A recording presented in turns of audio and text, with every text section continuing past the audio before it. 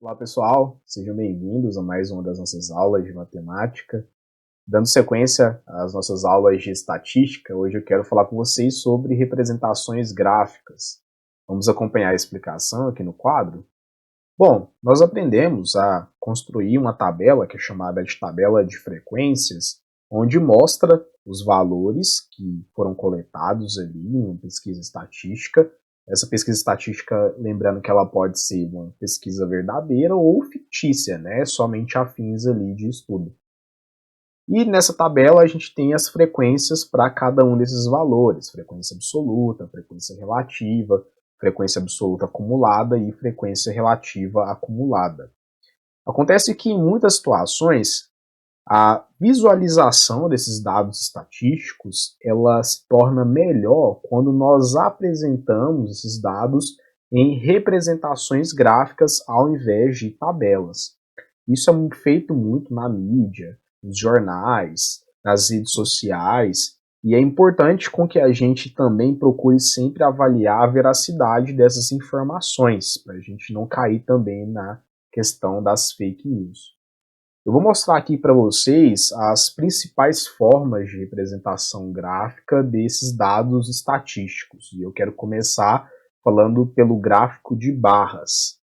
Nós temos duas modalidades para os gráficos de barras. Nós temos gráficos de barras horizontais, como esses dois que vocês podem ver aqui. Cada um desses pedacinhos aqui são chamados de barras, e por essas barras estarem posicionadas na horizontal, a gente diz que é um gráfico de barras horizontais. O que eu quero que você observe? Que esse gráfico, primeiro, ele possui um título.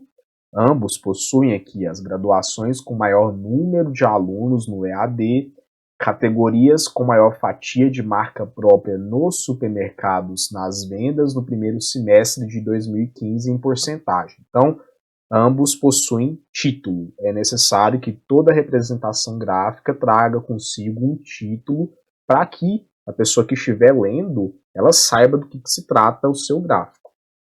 Em seguida, a gente tem a disposição dos valores.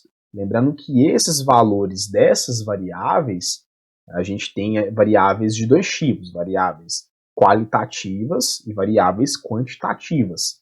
Nesse caso, a gente está tratando de variáveis qualitativas, que recebem ali nomes, né, recebem qualidades como seus valores. Observe que aqui eu tenho pedagogia, administração, serviço social e assim por diante, tá? Nada impede de que a gente tivesse ali uma variável quantitativa também.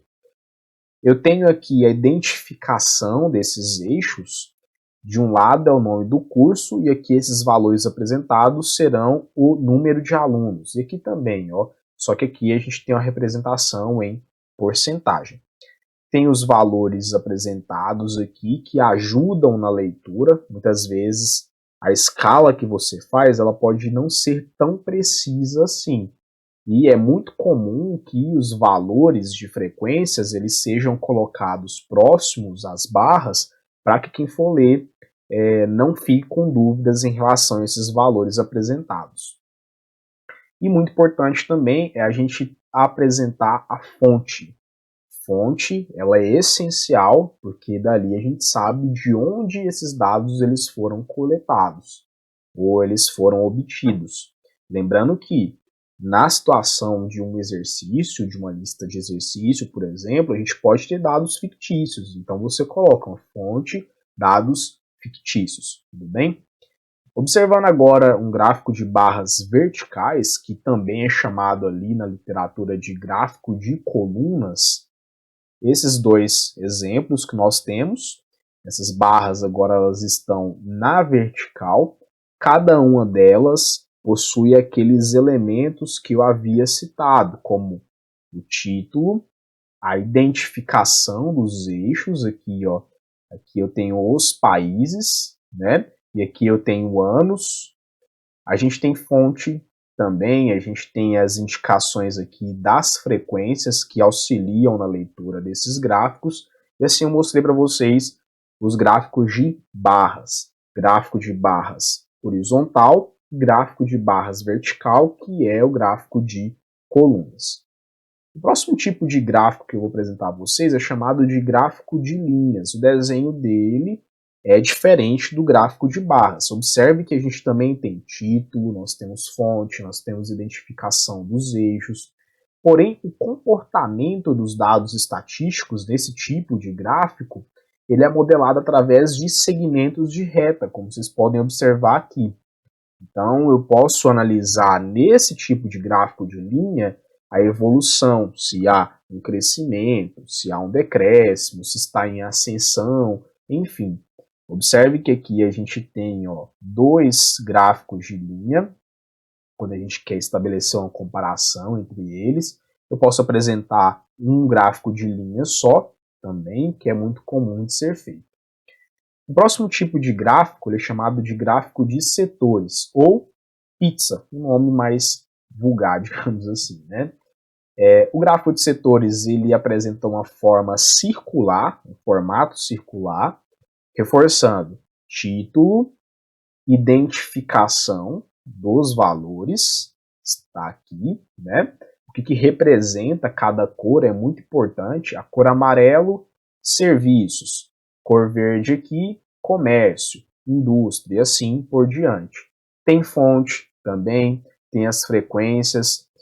E aqui eu quero dizer a você que essas fatias do nosso gráfico de setores, elas não são atribuídas de forma aleatória. Tudo tem que ter um sentido. O que eu quero dizer com isso? A gente não pode ter uma incoerência em relação aos ângulos na qual essas fatias elas são dispostas. Eu não posso, por exemplo, colocar no meu gráfico de setores o 20% com um ângulo maior do que, por exemplo, o 30%. Não faz sentido, né? Quanto maior a frequência relativa, maior é o ângulo que essa porção terá ali no meu gráfico de setores. Obviamente, eu estou limitado a um intervalo de 0 até 360 graus, porque 360 graus é uma volta completa na circunferência. Então, a gente sempre costuma distribuir proporcionalmente esses ângulos de acordo com as frequências relativas que nós temos na nossa tabela de distribuição de frequências. Um próximo tipo de representação gráfica aqui é chamado de histograma. O histograma ele é utilizado quando você possui dados distribuídos em intervalos de classes, como nós vimos na nossa aula passada. Quando eu quero fazer uma leitura, eu preciso saber que no histograma a gente tem aqui os intervalos de 0 até 0,600 até 0,700, depois de 0,700 até 0,800, de 0,800 até 0,900 e assim por diante. Tudo bem? Detalhe importantíssimo. No histograma, a gente tem as barras coladas, elas estão juntas aqui, ó. Tá? Isso porque é a indicação de um intervalo, não é de um valor específico, é de um intervalo. Isso aqui é o que torna diferente o histograma de um gráfico de colunas, por exemplo. Observe que nesse gráfico de colunas aqui, a gente tem as colunas separadas entre si. Por quê? Porque aqui é um valor, 2006, aqui é outro valor, 2007, aqui é um valor, 2008, ou seja, nós temos uma distribuição discreta de valores. Aqui é uma distribuição contínua, não é um valor específico, e sim um conjunto de valores que estão nesse intervalo. Eu poderia ter, por exemplo, aqui 0,65, 0,62, 0,69. Então, essa frequência de 25%, ela engloba todos os valores que estão nesse intervalo de 0,6 até 0,7 e assim por diante. Tudo bem? Esse histograma ele é elaborado, como eu havia dito, com base numa tabela de distribuição de frequências em classes. Esse histograma ele pode vir com um polígono de frequências ou sem um polígono de frequências. O que é um polígono de frequências? Vou mostrar para vocês aqui. Observe nesse histograma que a gente tem os intervalos. Aqui, então, eu tenho as delimitações desses intervalos. Ó.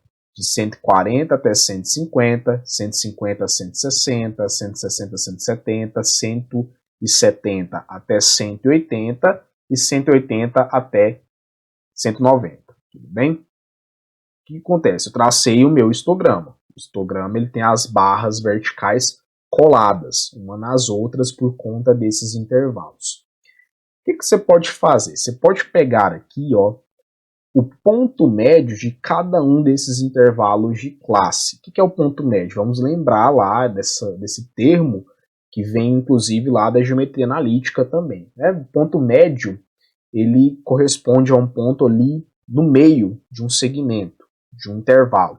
Então, por exemplo, de 140 até 150, a metade, o ponto médio é o 145. Aqui a metade é 155, metade é 165. Então, sempre você vai pegar o ponto médio, tá? E aí você liga esses pontos médios em cima de cada uma das barras. Por exemplo, de 0 até 140, nessa graduação, na verdade não é nem do 0, né? Eu cometi um erro aqui, desculpa. É de 130 até 140, tá? Porque aqui tem a mesma amplitude. Então, ó, aqui não tem barrinha, logo tá no 0. Depois aqui na metade dessa barra, tá?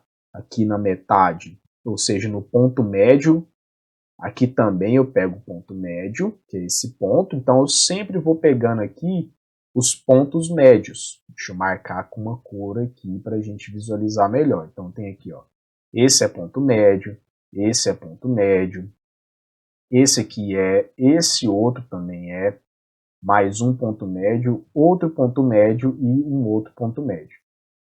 Ao fazer uma linha poligonal unindo todos esses pontos, a gente diz que ali foi construído um polígono de frequências. É muito comum aparecer nos histogramas, tá? Às vezes não aparece, mas é mais comum que apareça esse polígono de frequências, tudo bem? Bom, o momento em que nós vivemos, ele exige com que se trabalhe muito essas representações gráficas ou que se apresente a quem assiste, a quem lê, enfim, a quem quer se informar. Então eu peguei aqui alguns exemplos de gráficos obtidos ali, são gráficos de domínio público, inclusive, tá? Que tratam do tema que nós estamos ali habituados a trabalhar no nosso cotidiano de agora, né? No contexto atual da pandemia que nós estamos vivendo. Observe que aqui eu tenho um gráfico de setores, o título é Avaliação de Empresas sobre o Impacto da Pandemia em seu Negócio.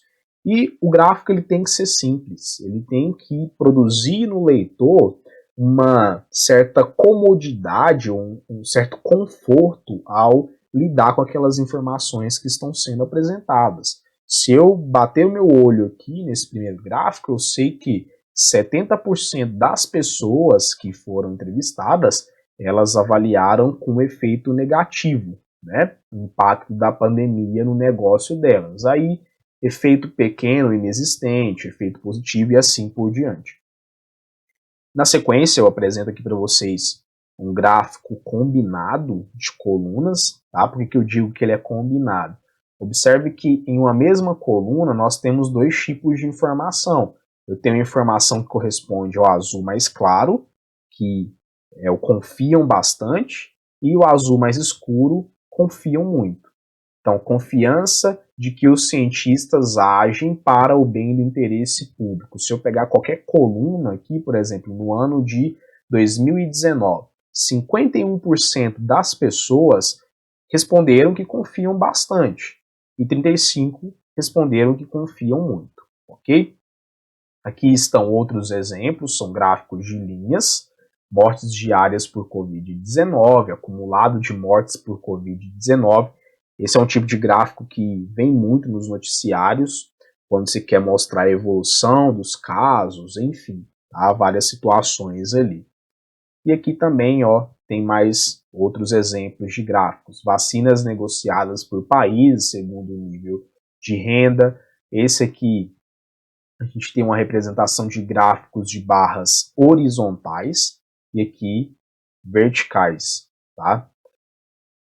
Bom, O que nós dissemos até agora foi somente para identificar esses gráficos, ou mesmo uma breve interpretação deles. O que eu vou fazer? Eu vou construir gráficos, tudo bem? Vou fazer dois exercícios aqui de construção de gráficos, um de gráfico de barras horizontais e o outro de gráfico de setores. Primeiro, o exercício número 10 da nossa lista 4, que diz assim: utilizando a tabela de distribuição de frequências no exercício número 3, essa tabela já foi calculada ali por vocês, né? Ou por mim mesmo, todas as frequências. Elabore um gráfico de barras horizontais, então note que aqui já está especificado o que o exercício quer, ele quer um gráfico de barras horizontais, muito cuidado para não desenhar gráfico de barras verticais, utilizando-se as frequências absolutas. Eu poderia ter feito com as frequências relativas também, mas aqui foi pedido a utilização das frequências absolutas. Aqui estão as frequências absolutas, 1, 6, 4, 4, 2, 2 e 1.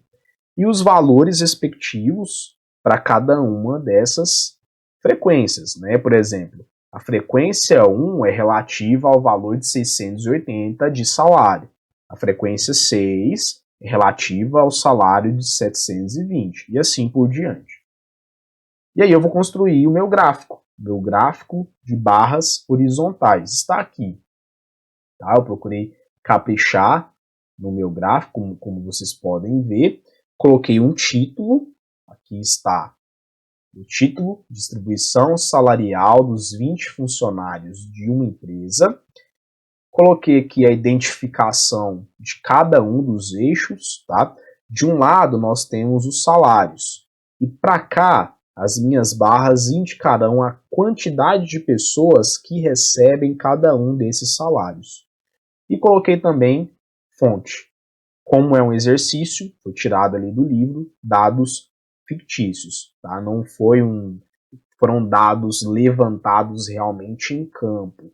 Dados fictícios só para fins de um exercício, tudo bem? Então olha só, o que você pode notar de estranho a princípio nesse meu gráfico? É que eu só coloquei as barras, mas não condiz com a realidade das frequências ainda, né? Mesmo porque agora que eu vou ajustar com vocês. Então, você está lá no seu caderno, você pegou, fez com régua, utilizando uma régua, colocou aqui o seu quadro, onde você vai delimitar o seu gráfico, colocou também um título, colocou os nomes de cada um dos eixos, para que quem lê saiba do que está se informando, colocou a fonte, graduou, tudo certinho. Agora eu vou movimentar essas barrinhas, vocês vão ver aqui agora, para poder colocar cada um com as frequências absolutas corretas, tudo bem? Então, eu me preocupei também em colocar os salários em ordem crescente, tá? Isso aqui é algo óbvio. 680 é o menor salário na distribuição e 920 é o maior salário da distribuição, tá? Então vamos lá, ó. 680, a frequência absoluta é 1, então está aqui. Vou deixar dessa forma que está. Quando eu passo para o 720, observe que a frequência absoluta ela é de 6. Então eu vou pegar aqui, ó, vou ampliar. Opa, quero ampliar somente o comprimento, né? Vou puxar o meu gráfico até chegar aqui no 6. 6 pessoas recebem um salário de R$ 720. Na sequência, 760 reais é recebido por 4 pessoas. Então vamos lá, 4 pessoas recebem R$ 760. Então, 4 pessoas. Vou colocar aqui, tá? Depois, 4 pessoas também recebem R$ 800. Então, vem aqui na minha barrinha, vou ajustar ela. 4 pessoas. Está aqui. 4 pessoas. Na sequência, a gente tem aqui 2 pessoas que recebem R$ 840. Então, 2 pessoas. Próximo. 2 pessoas recebem 880, vou movimentar aqui, 2 pessoas recebem 880, E por fim, uma pessoa só recebe 920. Está aí construído o nosso gráfico de barras horizontais. Você pode colocar cores, é interessante você colocar cores igual eu fiz aqui, preencher com cores, tá? Mesmo porque instiga ou estimula a leitura do gráfico, tudo bem?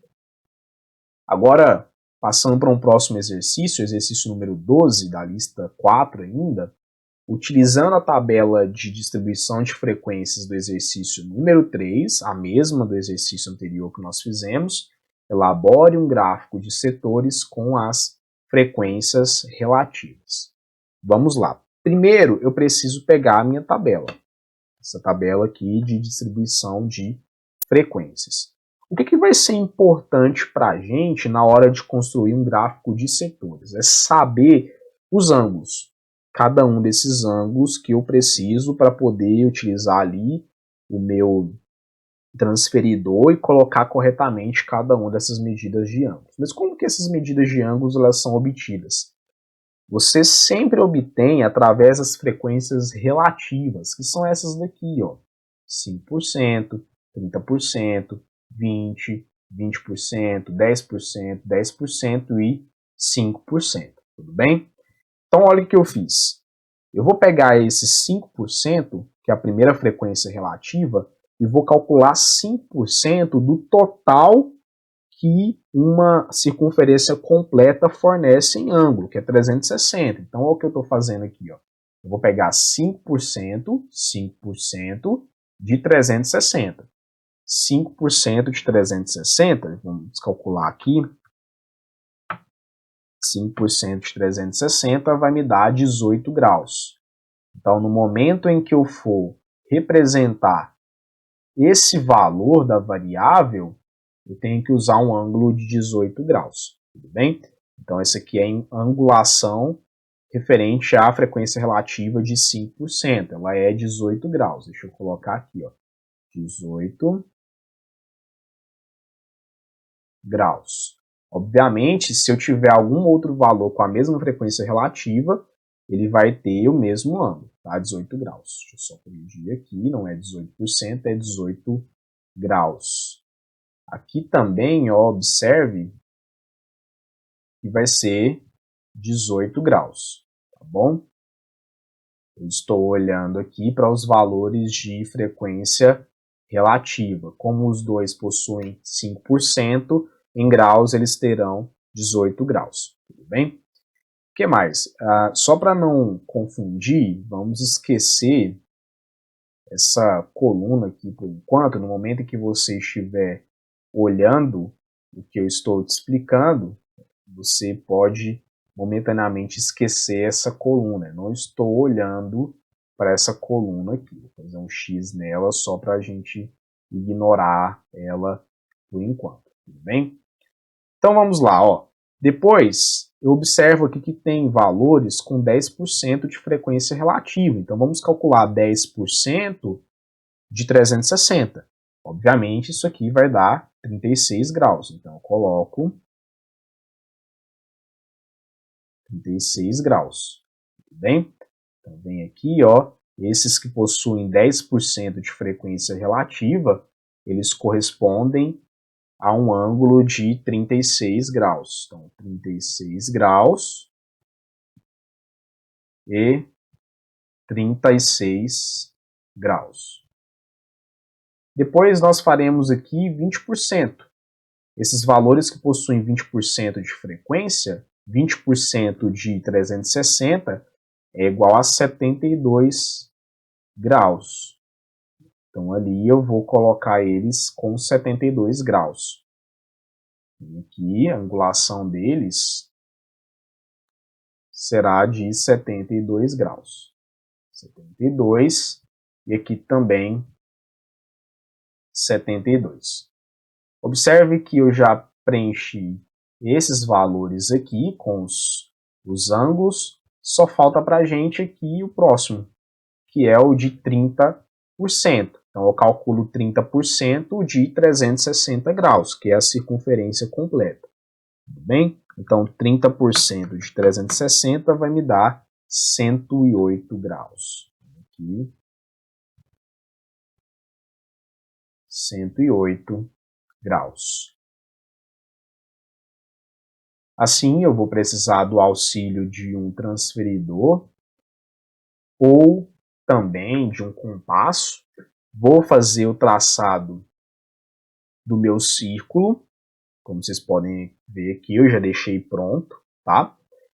Lembrando, coloquei título, coloquei fonte. E também a identificação de cada uma das fatias desse nosso gráfico de setores. Essa primeira aqui é R$680, depois 720, 760, 800, 840, 880 e 920. E aqui se respeita os ângulos. Por exemplo, aqui 680 e 920, aparentemente eles possuem o mesmo ângulo, né? Esse ângulo aqui, ó, ele aparenta ser o mesmo que esse aqui. Mas não só aparenta, de fato é, porque aqui, ó, para o 920 e para o 680, nós utilizamos 18 graus em cada um deles. Então, na verdade, são o mesmo ângulo.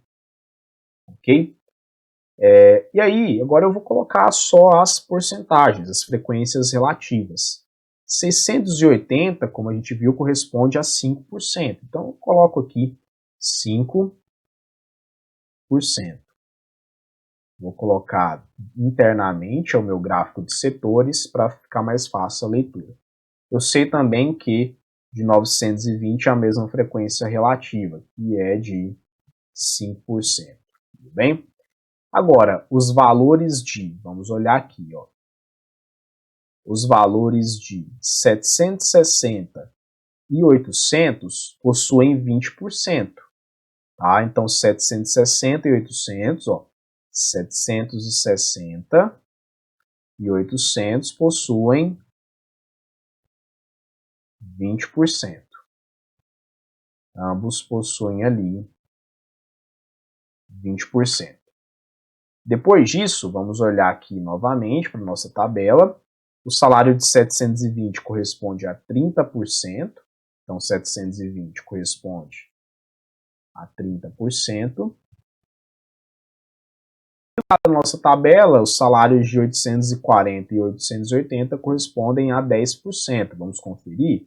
Aqui, ó, 840 e 880 correspondem a 10%. Então, eu coloco 10% e 10% aqui também, tá? Com isso, a gente encerra aqui o nosso gráfico de setores e é assim que a gente constrói, tudo bem? Encerramos a nossa aula por aqui e até a próxima.